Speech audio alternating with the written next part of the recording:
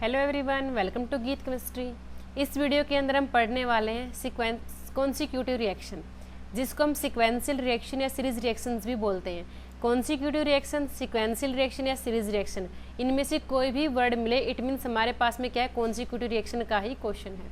Consecutive reaction हमारे पास में होती क्या है, लेट अस सपोज ए हमारे पास कोई रिएक्टेंट है, बी किसी प्रोडक्ट के अंदर गए, फिर जो हमारे पास ये प्रोडक्ट होता है ना, ये एज ए रिएक्टेंट काम करे और आपको सेकंड प्रोडक्ट मिले।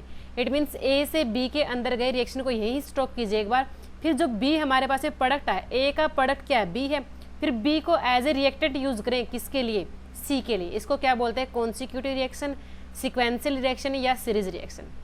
डेफिनेशन क्या होती है, the reaction in which product of the some elementary reaction, आपके पास में किसी भी रिएक्शन का product act as a reactant of the other elementary reaction. बात किसी की गई है, एलिमेंट्री रिएक्शन की गई है।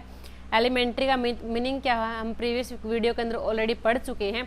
एलिमेंट्री का मीनिंग होता है हमारे पास में कि सिंगल स्टेप रिएक्शन है। ठीक है, आपके पास में क्या होते हैं, सिंगल स्टेप रिएक्शन होती है। जो इसके कोफिशिएंट होते हैं वही आपके पास में क्या होते हैं, ऑर्डर ऑफ रिएक्शन के अंदर होते हैं। जो हमारे पास में ए का प्रोडक्ट होगा वही रिएक्टेंट होगा किसके लिए, सी के लिए। इसको बोलते हैं कॉन्सिक्यूटिव रिएक्शन।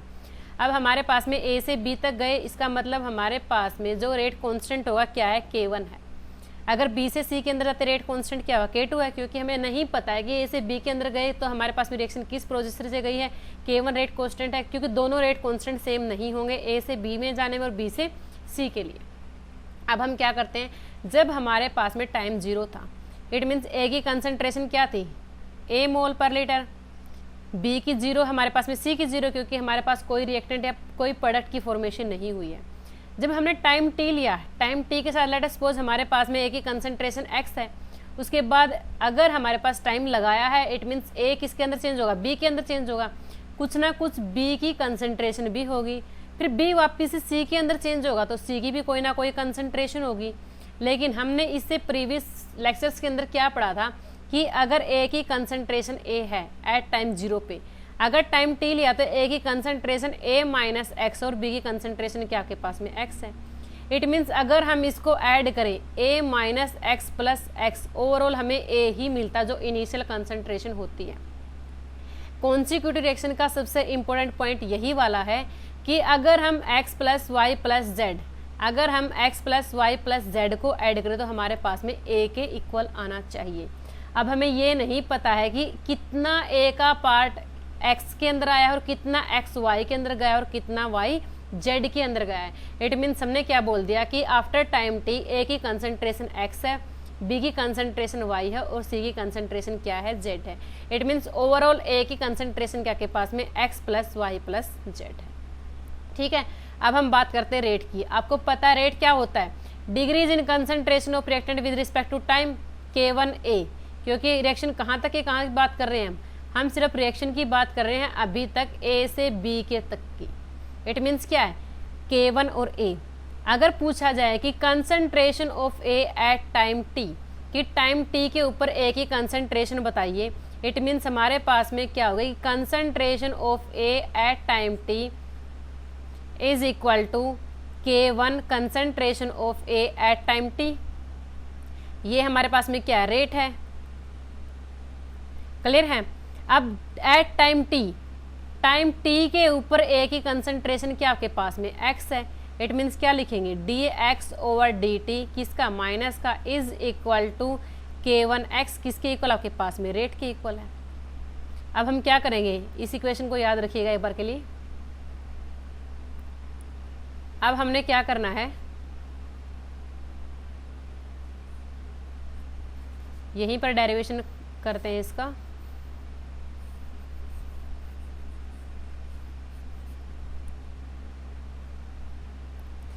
हमारे पास में क्या है, minus of dx by dt is equal to K1x। x को इस साइड लेके आएंगे तो क्या आएगा, minus of dx over x is equal to K1 dt। अब आपने पता है, इन इक्वेशंस को आप ऑलरेडी पढ़ चुके हो कि हमारे पास में नेक्स्ट क्या होता है, इंटीग्रेशन होता है। इंटीग्रेशन कहाँ से, a से x तक, क्योंकि इनिशियली क्या है, a है और फाइनली क्या है, x है। आपने अभी अभी देखा था कि इनिशियली a थी, सेकंड x y और z थी। इनिशियल a है, फाइनल x है। x से a तक टाइम क्या है आपके पास में, 0 से टी तक। जब टाइम 0 था तब कंसंट्रेशन ए थी, जब टाइम आपके पास में टी था तब कंसंट्रेशन क्या थी, एक्स थी। अब इंटीग्रेट करेंगे माइनस, इंटीग्रेशन आप ऑलरेडी पढ़ के आ चुके हो, प्रीवियस वीडियो के अंदर आप चेक कर सकते हो। हमारे पास में क्या value I, log of x, limit क्या है x से a तक, यहाँ पे क्या आएगा k1t, लिमिट आपके पास में क्या है 0 से t। अब लिमिट पुट करते हैं, माइनस ऑलरेडी बाहर है, upper limit minus lower limit is equal to k1, upper limit minus lower limit क्या आपके पास में 0 है, it means as it is मिलेगा। नेक्स्ट अगर हम माइनस को अंदर लेके चलते तो क्या आएगा, माइनस का x आएगा आपके पास में k1t, log of a minus log of b, it means क्या आएगा log of a by b is equal to k1t। log को एलिमिनेट करने के लिए हम क्या करते हैं, एक्सपोनेंशियल को अप्लाई करते हैं, एक्सपोनेंशियल को अप्लाई करने के साथ में क्या होगा, log और एक्सपोनेंशियल कैंसिल आउट, यहाँ से हमें क्या मिलेगा k1t। क्लियर है, ये हमारे पास में क्या है, इनिशियल कंसंट्रेशन है और ये हमारे पास में फाइनल कंसंट्रेशन है, ठीक है। बट हमें चाहिए क्या, आफ्टर टाइम टी की कंसंट्रेशन चाहिए, इट मीन्स एक्स की वैल्यू चाहिए है, ठीक है। एक बार के लिए इसको यहीं से छोड़िएगा, एक बार यहीं से आगे कीजिएगा इसको, क्योंकि हमें आफ्टर टाइम टी की चाहिए। यहाँ से माइनस एज इट इज बार है, log of a minus B का मीनिंग क्या है, log of a by B is equal to k1t, minus को उस साइड लेके जाएंगे तो क्या आएगा, log of a by B is equal to minus of k1t, exponential apply करते हैं क्या आएगा, x by a is equal to e raise to power k1t। x हमारे पास में क्या है, फाइनल कंसंट्रेशन है, ये हमारे पास में क्या है, इनिशियल कंसंट्रेशन है। फाइनल कंसंट्रेशन का मीनिंग क्या, आफ्टर टाइम t की कंसंट्रेशन है, और हमें निकालना क्या है, a after time t in case of consecutive reaction, it means ये हमारे पास में क्या है, a आफ्टर टाइम t है, और ये हमारे पास में क्या है, इनिशियल कंसंट्रेशन है, is equal to minus of k1t। It means हम क्या बोल सकते हैं, कॉन्सिक्यूटिव रिएक्शन के अंदर a की कंसंट्रेशन आफ्टर टाइम t क्या आती है, initial concentration of a e raise to power minus of k1t, ठीक है। और यही सेम चीज़ आपने कहाँ पर पढ़ी है, फर्स्ट ऑर्डर रिएक्शन के अंदर पढ़ी है। इट मीन्स हम क्या बोल सकते हैं, अगर आपको फर्स्ट ऑर्डर रिएक्शन अच्छे से याद है, हम वहाँ से कंक्लूजन निकाल सकते हैं कि हमारे पास में जो कॉन्सिक्यूटिव रिएक्शन है यही सिमिलर किसके है, फर्स्ट ऑर्डर रिएक्शन के है। आफ्टर टाइम टी ए की concentration A initial concentration into e raise to power minus of k1t, ठीक है। ये तो हमने क्या निकाला है कि हम a से b तक गए तो हमारे पास में a की कंसंट्रेशन आफ्टर टाइम t। अगर एग्जामिनर पूछे कॉन्सिक्यूटिव रिएक्शन के अंदर b की कंसंट्रेशन आफ्टर टाइम t बताइएगा, b की कंसंट्रेशन आफ्टर टाइम t बताइएगा कि आपके पास में क्या होगी। इट मीन्स हम क्या गए हैं, a से b गए हैं और b से वापस से c के अंदर आए हैं। ये k1 है और ये हमारे पास में क्या है, k2 है, ठीक है। अब ये हमारे पास में क्या है कि b की फॉर्मेशन भी है और b की डी फॉर्मेशन भी है। a से b के अंदर गए तो b की फॉर्मेशन है, इट मीन्स b हमारे पास में बन रहा है, और b से c के अंदर जाते तो b की क्या डी फॉर्मेशन है। अब हम दोनों तरीके से लिखते हैं, रेट लिखेंगे फॉर्मेशन और डी फॉर्मेशन का। रेट क्या आएगा हमारे पास में, D B by D T minus of D B by D T is equal to k2b, ठीक है। किसके लिए है ये, हमारे पास में फर्स्ट रिएक्शन है डी फॉर्मेशन की। सपोज करो कि ये, सपोज क्या करना है कि ये तो हमारे पास में होती है डी फॉर्मेशन की है। जब हम बी से सी की तरफ जाते हैं, बी से सी की तरफ जाते हैं, एलिमिनेट कीजिएगा, ये वाला पोर्शन भूल जाइएगा कि हमारे पास में आगे भी कुछ ना कुछ है। बी से सी की तरफ गए, इट मीन्स क्या है, बी का क्या हुआ, डी फॉर्मेशन, बी डिक्रीज होता जा रहा है और सी इंक्रीज होता जा रहा है। इट मीन्स क्या है, ये रिएक्टेंट है, ये प्रोडक्ट है। Decrease in the concentration of reactant with respect to time, k2b, ये हमारे पास में फर्स्ट इक्वेशन है। अब अगर हमें b की फॉर्मेशन को लिखना है, अगर हमें b की फॉर्मेशन को लिखना है, इट मीन्स क्या, a से b की तरफ जाएंगे, इट मीन्स हमारे पास में रेट क्या आएगा, rate is equal to, product की कंसंट्रेशन हमेशा क्या होती है, पॉजिटिव होती है। फर्स्ट वीडियो के अंदर हम ऑलरेडी पढ़ चुके हैं, रिएक्टेंट की माइनस होगी, प्रोडक्ट की प्लस होगी। dt is equal to k1 of a, ये हमारे पास में क्या है, सेकंड इक्वेशन है। ये रेट है हमारे पास में b का, ठीक है। और अगर आपसे पूछा जाए कि फाइनल रेट बताओ आफ्टर टाइम t, क्योंकि हमें a का रेट भी कहाँ से निकाला, आफ्टर टाइम t निकाला, तो b का रेट भी क्या निकालेंगे, आफ्टर टाइम t निकालेंगे, ठीक है।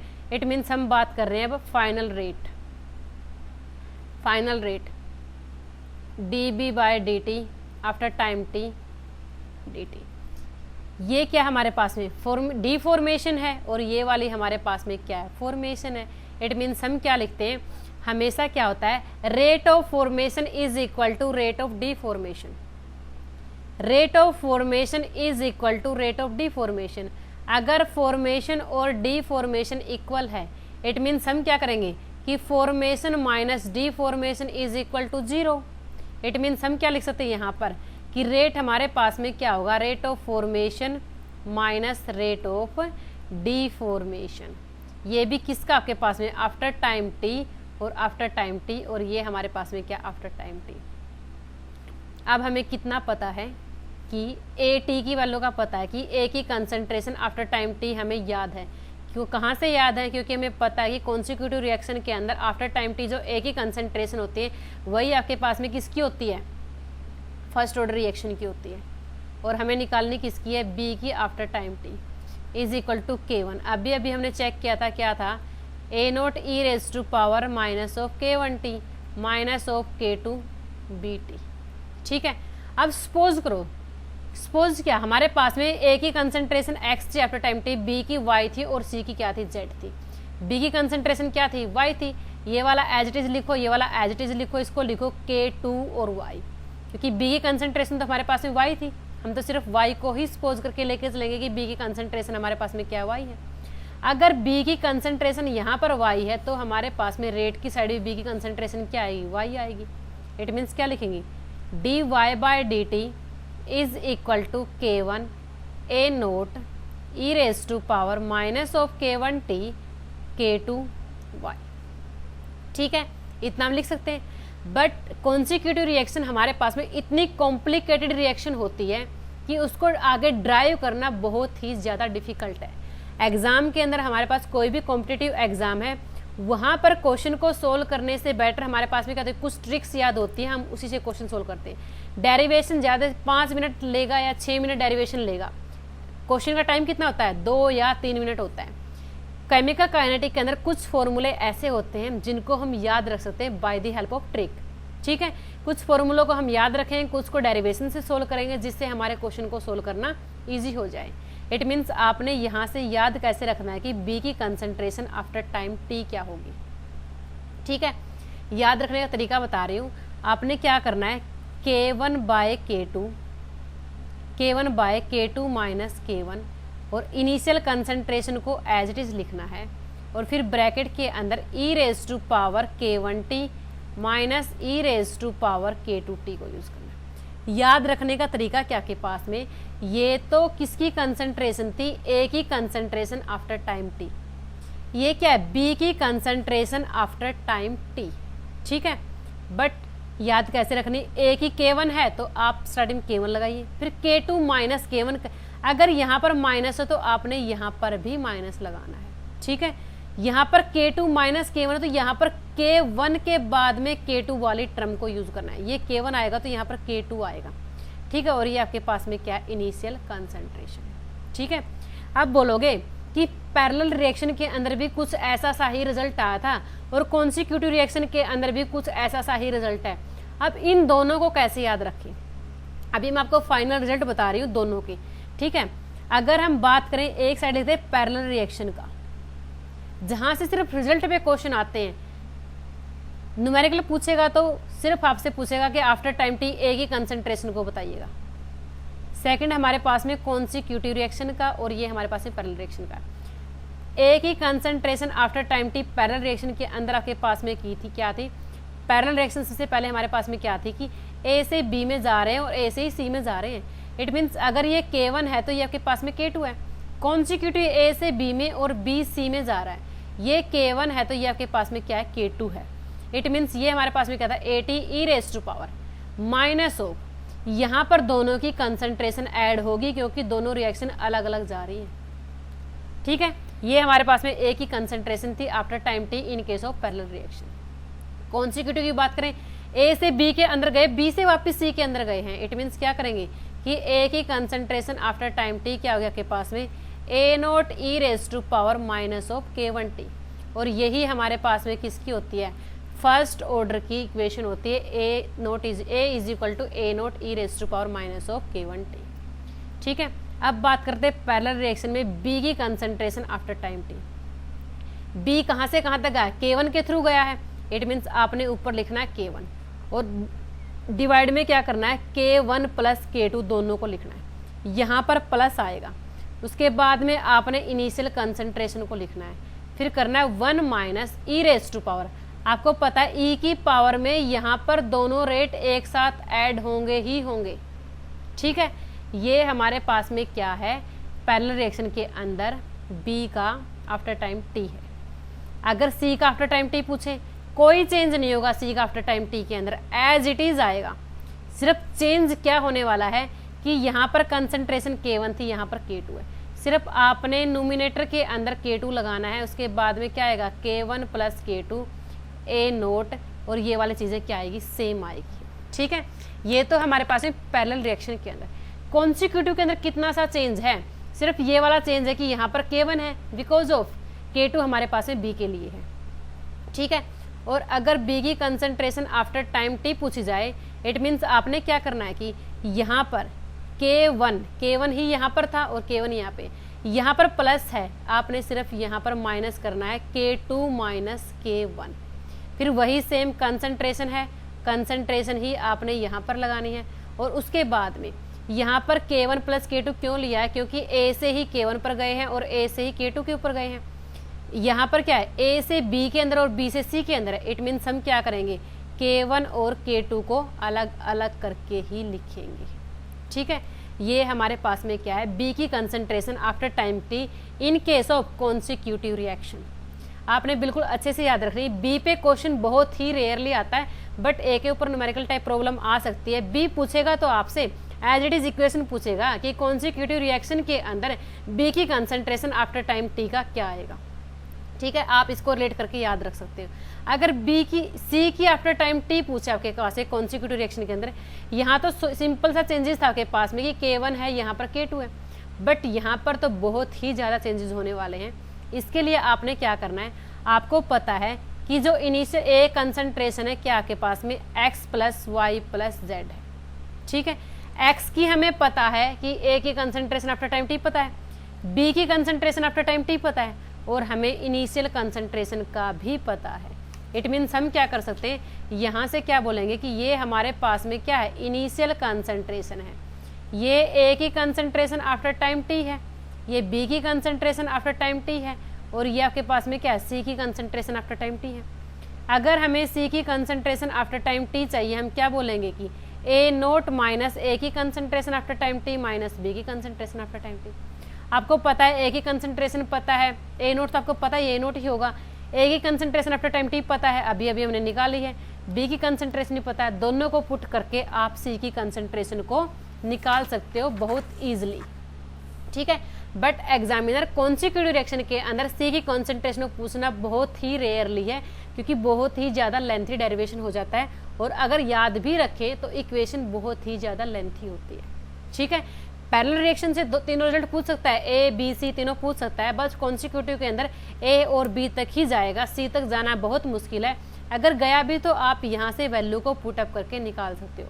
अगर किसी कोई प्रॉब्लम आती है, आप कमेंट बॉक्स के अंदर प्रॉब्लम डाल सकते हो, फिर मैं आपको वीडियो सोल्यूशन दूंगी कि आप इसको कैसे निकाल सकते हो। उसके बाद हम ग्राफ की बात करते हैं। कॉन्सिक्यूटिव रिएक्शन के ग्राफ बहुत ही ज़्यादा इंपॉर्टेंट है।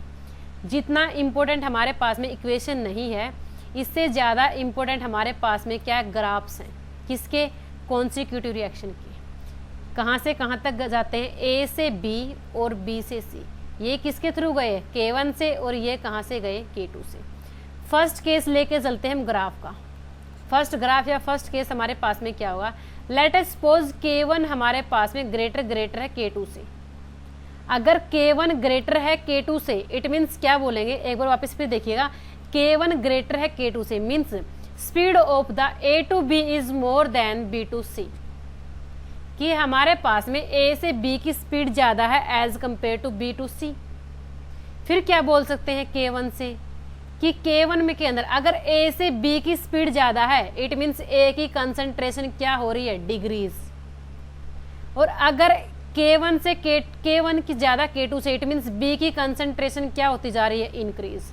कि A से B के अंदर स्पीडली जाएंगे तो A की कंसंट्रेशन डिक्रीज होगी और B की कंसंट्रेशन क्या होगी, इंक्रीज होगी। ठीक है, फिर बात करते हैं K2 की। K2 के अंदर क्या होगा कि K1 तो ज़्यादा है ही, अगर ये वाली रिएक्शन स्पीड अप है तो ये वाली क्या होगी, स्लो होगी।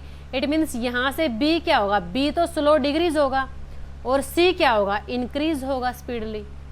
इट मीन्स अगर K1 की वैल्यू ज़्यादा है K2 से, इट मीन्स A से B के अंदर रिएक्शन स्पीड अप है एज कम्पेयर टू B से C। अगर A से B के अंदर रिएक्शन स्पीड अप है, इट मीन्स A की कंसंट्रेशन स्पीडली क्या होगी, डिक्रीज होगी। ये वाली क्या होगी, स्पीडली, ये वाली क्या होगी, शार्पली इंक्रीज होगी।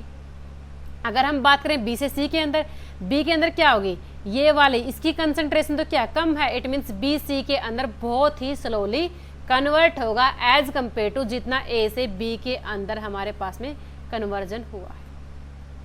अब हम ग्राफ की बात करते हैं, यहीं से हमारा ग्राफ निकलेगा।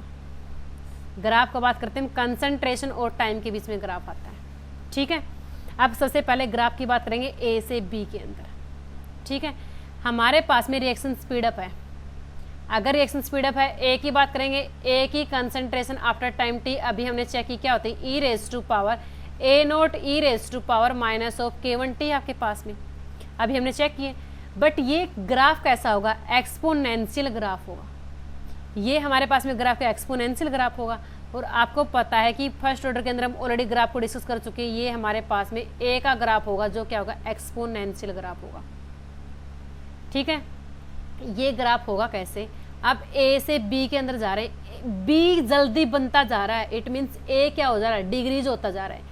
और A डिग्रीज क्या होगा आपके पास में, A क्या होगा, स्लोली डिग्रीज होगा,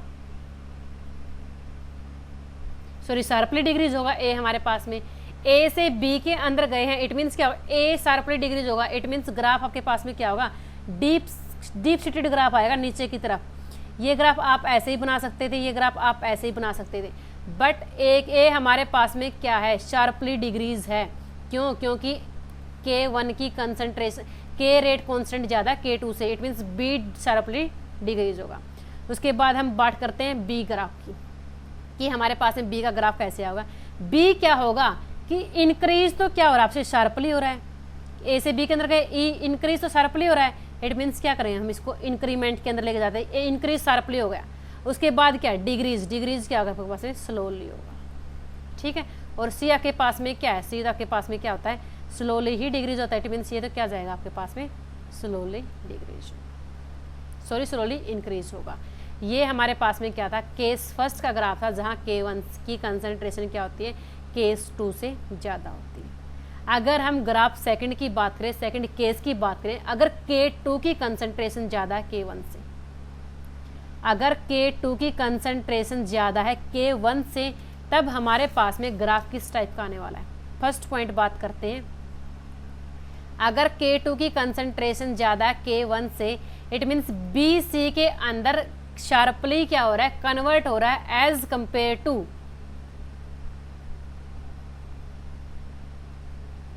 B हमारे पास में C के अंदर शार्पली हो रहा है as compare to A B के अंदर इतना स्पीडली नहीं कन्वर्ट हो रहा है। इट मीन्स जितनी स्पीड B टू C के अंदर है, इट मीन्स हम क्या बोलेंगे कि हमारे पास में जो एक एज K1 से क्या बात चले, K1 से A to B तक गया।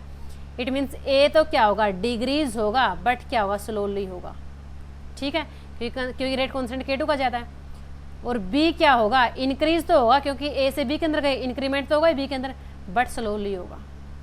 अब बात करते हैं K2 की, B क्या होगा, डिग्रीज होगा, बट क्या होगा, शार्पली होगा। आपको पता है कि B का रेट कॉन्स्टेंट ज़्यादा है।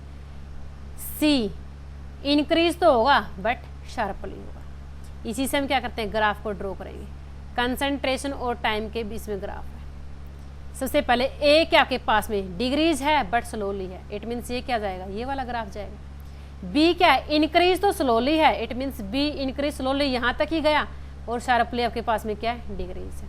C क्या है, शार्पली इंक्रीज है, इट मीन्स ये वाला क्या जाएगा, शार्पली इंक्रीमेंट होगा। ये हमारे पास में क्या था, सेकंड ग्राफ है, जो किसका है, कॉन्सिक्यूटिव रिएक्शन का ग्राफ है। इट मीन्स अगर हम ओवरऑल कंक्लूजन की बात करें, यहाँ से क्या कंक्लूजन निकलते हैं कि लेट अस सपोज हमारे पास में ए से बी की तरफ जाते हैं और बी से सी की तरफ जाते हैं एट टाइम 0 पे इसकी कंसंट्रेशन लेट अस सपोज की 10 मोलर है, ये वाला 0 अगर टाइम 1 सेकेंड करें, लेट अस सपोज ये वाला 9 मोलर है, ये वाला 1 है, अभी तक सिर्फ यहाँ पर 1 है, यहाँ तक 0 के अंदर। अगर टाइम 2 सेकेंड करें, लेट अस सपोज ये हमारे पास में 8 मोलर है, ये वाला 2 मोलर है, ये वाला 1 मोलर ही है और इसका 1 मोल किसके अंदर कन्वर्ट होगा, बी के अंदर। अभी तक ये 0 के अंदर था, तब तक ये 0 में था, तब इसकी कंसंट्रेशन 1 मोलर के अंदर गई, ये अपना 1 मोलर किस में कन्वर्ट कर देगा, सी के अंदर। फिर भी इसके पास क्या है, 1 ही है। Late us suppose time 3 second है, 7 मोलर के अंदर गया, ये वाला किसके अंदर जाएगा, 1 के अंदर ही जाएगा, तब तक ये अपना 1 भी किस में कन्वर्ट कर देगा, सी के अंदर कर देगा। फिर लेट अस सपोज 4 सेकेंड है, 6 मोलर के अंदर गया, तो ये वाला किसके अंदर जाएगा, 1 के अंदर ही जाएगा, क्योंकि ये नेक्स्ट मोलर इसके अंदर कन्वर्ट कर देगा। लेट अस सपोज ऐसे करते करते हम कहाँ तक चले गए कि ये हमारे पास में 0 मोलर है, ये हमारे पास में 1 मोलर है, लेट अस सपोज। फिर इसके अंदर भी क्या आएगा, 1 मोलर आएगा, और इसके अंदर आपके पास में क्या आएगा, 8 मोलर आएगा, क्योंकि ओवरऑल 10 मोलर ही चाहिए है x plus y plus z. अब लेट अस सपोज हमने फिर टाइम को इंक्रीज किया, ये वाला क्या आपके पास में 0 मोलर आया, फिर ये वाला भी क्या आएगा आपके पास में 0 मोलर ही आएगा, और ये वाला ये वाला क्या आएगा, 1 मोलर आएगा, और ये वाला क्या आएगा, 9 आएगा। फिर वापस से टाइम को फिर इंक्रीज करेंगे, ये वाला क्या आएगा, 0 आएगा, और ये वाला 10 आएगा। इट मीन्स हम क्या बोल सकते हैं कि ओवरऑल रिएक्शन के अंदर ए और सी के अंदर इंक्रीमेंट और डिक्रीमेंट चल रहा है, बट बी हमारे पास में क्या है, कॉन्स्टेंट है। बी हमारे पास में कॉन्स्टेंट चल रही है, सिर्फ इंक्रीमेंट और डिक्रीमेंट कहाँ पर चल रहा है, ए और सी के साथ ही चला है।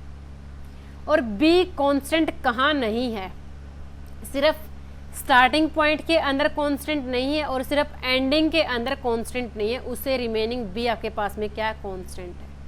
ठीक है, इट मीन्स हम क्या बोल सकते हैं कि ए की कंसंट्रेशन डिक्रीज होती जा रही है, बी की कंसंट्रेशन इंक्रीज होती जा रही है। ठीक है, सिर्फ चेंज हुआ किस में नहीं है, बी एज ए कांस्टेंट है। बट ये केस किसका है, जब K2 ज़्यादा है आपके पास में K1 से।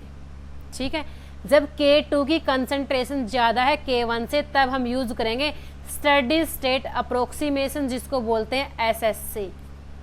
ठीक है, क्यों, क्योंकि B की कंसंट्रेशन चेंज नहीं हो रही, B do not change suddenly, concentration of B as a kind of constant.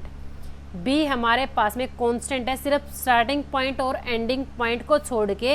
It means हम क्या करेंगे, अगर बी कांस्टेंट है, इट मीन्स ये हमारे पास में स्टेबल नहीं है, ये हमारे पास में क्या इंटरमीडिएट है, और इंटरमीडिएट को पढ़ने के लिए हम क्या करते हैं, एसएसए को अप्लाई करते हैं। इट मीन्स क्या बोलेंगे कि एसएसए को कहाँ पर अप्लाई किया जाता है, अगर हमारे पास में इंटरमीडिएट आए और जो इंटरमीडिएट है अनस्टेबल इंटरमीडिएट है, अनस्टेबल इंटरमीडिएट की स्टडी के लिए हम क्या करते हैं, एसएसए को अप्लाई करते हैं। इट मीन्स यहाँ से हमें एक पॉइंट मिला एसएसए। ठीक है, यहाँ से एक पॉइंट मिलता है हमें एसएसए। पढ़ते कब हैं, जब आपके पास में अनस्टेबल इंटरमीडिएट मिले। अगर हमें अनस्टेबल इंटरमीडिएट मिलता है तभी हम एसएसए पढ़ते हैं। ठीक है, इंटरमीडिएट हमारे पास में था क्या, ए से बी की तरफ गए और बी से सी की तरफ। इट मीन्स बी हमारे पास में क्या इंटरमीडिएट है। बट जब हमें बी का रेट निकाला था, रेट हमने कैसे निकाला था, rate of formation of B is equal to rate of deformation of B. और यही सेम चीज़ें हमने किसके अंदर यूज करनी है, एसएसए के अंदर भी यूज करनी है। इट मीन्स हम क्या पढ़ेंगे, इन चीज़ों को पढ़ने के लिए एसएसए पढ़ेंगे। इट मीन्स नेट रेट हमारे पास में, अगर हम नेट रेट की बात करें, नेट रेट बी का हमारे पास क्या आएगा, 0 आएगा, क्योंकि rate of formation minus deformation is equal to 0। क्योंकि ये हमारे पास में क्या इंटरमीडिएट है। इंटरमीडिएट का मतलब क्या, ए जितना था, जितना ए डिक्रीज हुआ है उतना ही सी क्या होगा, इंक्रीज होगा। बी तो क्या है, कांस्टेंट है। इट मीन्स नेट रेट हमारे पास में बी का क्या आता है, 0 आता है। इट मीन्स किसी भी इंटरमीडिएट को पढ़ने के लिए, अनस्टेबल इंटरमीडिएट को पढ़ने के लिए हम क्या पढ़ेंगे, एसएसए पढ़ेंगे। ठीक है, ये हमारे पास में वीडियो लेक्चर था किसका, कॉन्सिक्यूटिव रिएक्शन का या सीक्वेंशियल रिएक्शन का, सीरीज रिएक्शन का। नेक्स्ट वीडियो के अंदर हम पढ़ने वाले हैं कॉम्प्लेक्स रिएक्शन। नेक्स्ट वीडियो के अंदर हम क्या पढ़ेंगे, कॉम्प्लेक्स रिएक्शन पढ़ेंगे और उसी के साथ एसएसए को पढ़ेंगे। बहुत ही ज़्यादा इंपॉर्टेंट आपके पास में कॉम्प्लेक्स रिएक्शन और एसएसए। एसएससी से एग्जाम के अंदर क्वेश्चन आता ही आता है, 4 मार्क्स के अंदर क्वेश्चन बनता है एसएससी के अंदर। ये हम नेक्स्ट वीडियो के अंदर पढ़ने वाले हैं। Thank you for watching.